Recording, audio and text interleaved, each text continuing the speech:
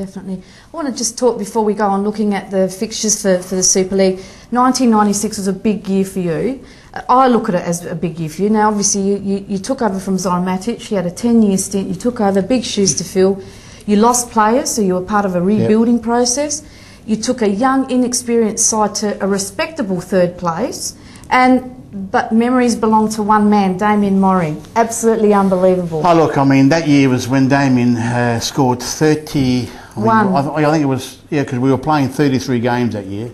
Damien scored 31 goals, and that was the year, of course, when he had that record, what was it, 3.69 seconds, fastest goal. Fastest goal ever scored, and that was some super year. And Damien, to his credit, that year he won the Player of the Year, Goal Scorer of the Year.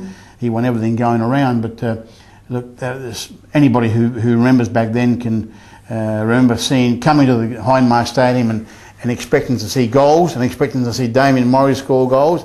And what did they get? They got Damien Murray scoring goals. And isn't it good that we still get that today, actually? Oh, well, look, Damien's one of these players that he'll be top scorer in any league he plays. And even now, look, I'll put my head on the line and say that if Damien was playing in the A-League, and it's probably a big call, given all the opportunities of the training that these guys have now, I dare say Damien would still be one of the top scorers in it.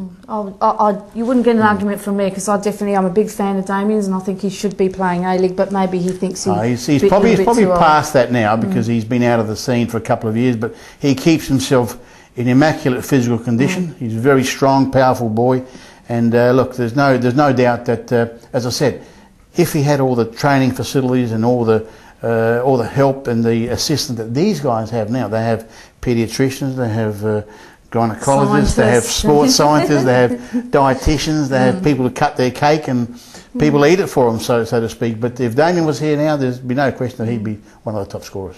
Now, look, also that year you capped it off with winning the NSL Coach of the Year.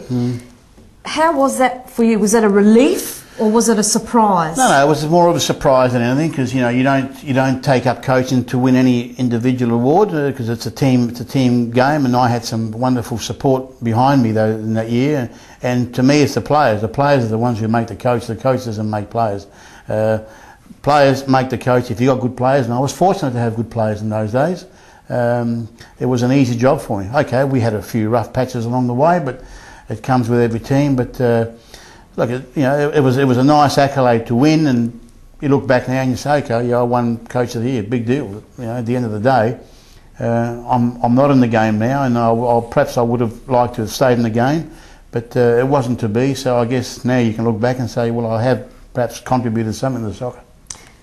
Another thing, I think the only player who had a life-size statue made of himself. Oh, not again, yeah. Yes, I was quite fortunate, but look. I guess Rally Rasic, who implemented the idea of having a statue made for me, was done with some purpose in mind, to create some tradition for the club. And look, I mean, to me, I always associate statues with kings, queens, and war heroes. And I'm not a king, and I'm not a war hero, and I'm certainly not a queen. So I don't know why these statues were made. But look, it was a wonderful gesture, and I appreciated it greatly.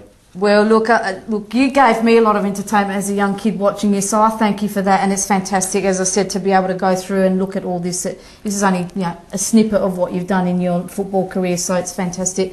As I said, this is a Super League segment, guys, so let's have a look. We're back to normal rounds this week, looking at round 11 for the Super League, and let's have a look at what we've got for the fixtures this week.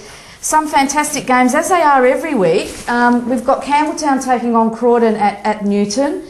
We've got, and these are all 3 p.m. matches except for the last couple. We've got Galaxy attacking on White City. That's a very dangerous match there, because Galaxy haven't been travelling too well. White City have found a bit of form. So that'll be an interesting match. Raiders are taking on Para Hills at Croatian Sports Centre, and Richie Alagic is making his debut there, back into the Super League. So it'll be great to see him play. Then, of course, on the Saturday night at 7 p.m, we've got Modbury Jets taking on Blue Eagles. Another very even match there, and I think that's going to be, again, interesting to see who comes out on top there. Modbury always very tough to beat at home. And then, of course, the blockbuster. Blockbuster, Absolute blockbuster. This is going to give you outright top position. Adelaide City taking on Metro Stars at Adelaide City Park on the Monday night at 7:30. You want to comment on any of these? Look, certainly the blockbuster, you know, I mean, for all football fans, by all means, get out there because it's going to be one heck of a game. You've got the two best teams in the league with the majority of the better players in the league fronting up. And, of course, you've got that man again, Damien Murray, leading the line for Adelaide City. That'll be a heck of a game. But the game that interests me, of course, is, and after having watched White City last week, and I saw you at the game there last week, White City, since Adrian Santrek's taken them over, have turned the corner, and they're just sitting, a couple of points out of the top five. And if they can sneak a win here, that'll virtually put them ahead of Galaxy, which cement them into the top four, and kick them on for the rest of the season. But they're all interesting games, and by all means, all the supporters, get out and support your team. Most definitely. Con, this is a league that you guys, looking at the way you are at the moment, could be getting into next year. Yeah. Very, very tough. Yeah, it's still a tough league. I think I played there for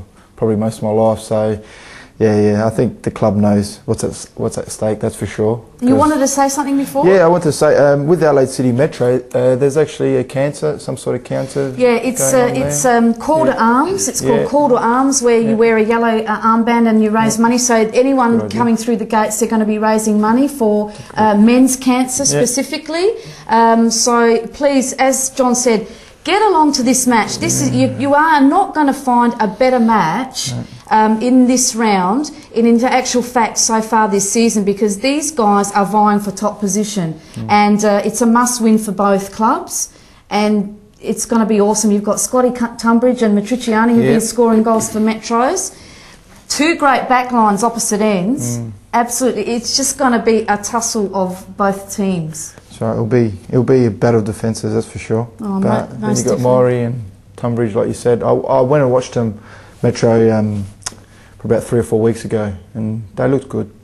That was with but Pellegrino was there at that stage. So yeah, they look like a good side, and they look like, maybe going the whole way. Well, we're definitely going to be there, and hopefully our cameras are going to be there to be able to capture some of this excitement of that blockbuster match. And so we do urge all of you to get down there Monday night, 7:30, to watch the blockbuster of round 11.